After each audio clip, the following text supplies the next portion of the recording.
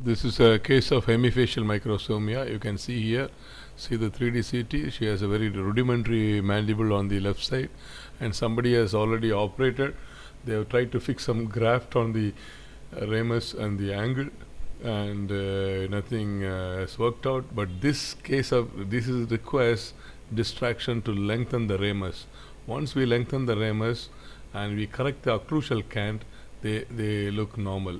Here now you can see me giving the local anesthetic solution, and the technique is purely completely intra-oral, and you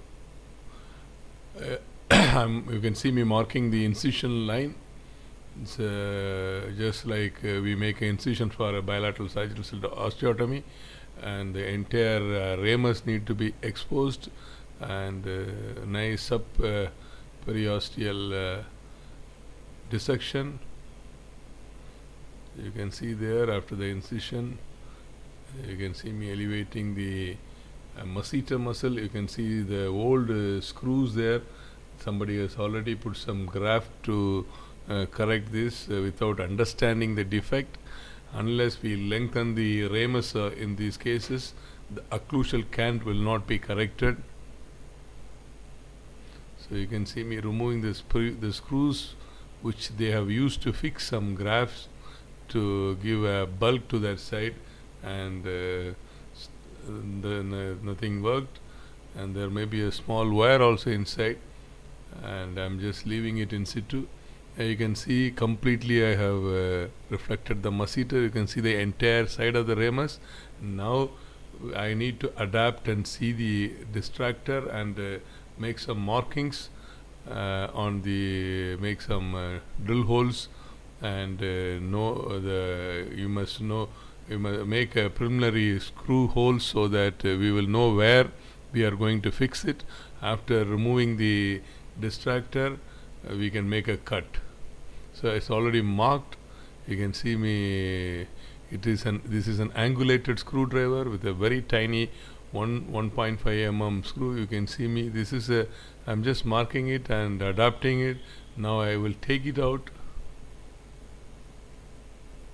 and entire activating arm is inside the mouth. You can see there I'm making some bone cuts, knowing we need to know the vector. Unless we make a horizontal bone cut, we will not be able to create a good distraction. So I made some markings, and I'm just adapting and fixing the distractor. I have removed. Now you can see me using the saw and making a cut exactly above the lingula. You can see there's a small bulge on the ramus. Shows just behind that is the lingula, so that you don't damage the inferior alveolar. Now I make the bone cut on the lateral aspect of the mandible, the ramus, then go behind and the anterior region. After that, we can use an osteotome to split the mandible. So you can see me using an osteotome. Just make 1 or 2 tap, it breaks. So the entire mandible, the proximal segment is supported by the temporalis and the lateral pterygoid muscle, and maybe sometimes the lateral may be absent. You can see there nicely it is split. Now we have already made some markings of the screws where the distractor need to be fixed. Adapt it nicely in the same place and use the angulated screwdriver to fix the screws.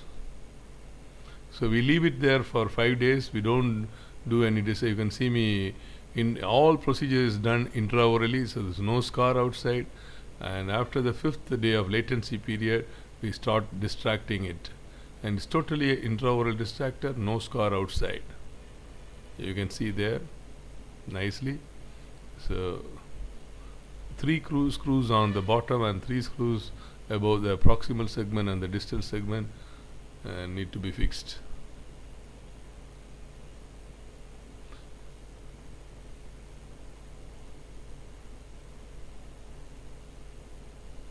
So sometimes if the activating arm is too long, you can break it, part of it, and take it out. You see me holding it and breaking the tip, so the small tip portion is removed. See, the long one is removed. It's not needed. It may be difficult for the patient to keep it in the mouth. So once that that is removed, now the activating arm can be activated using the screwdriver, which is specialized screwdriver, which is given, which one turn gives 0.5 mm of length. You can see there after the complete distraction, you can see the 3D CT how nicely the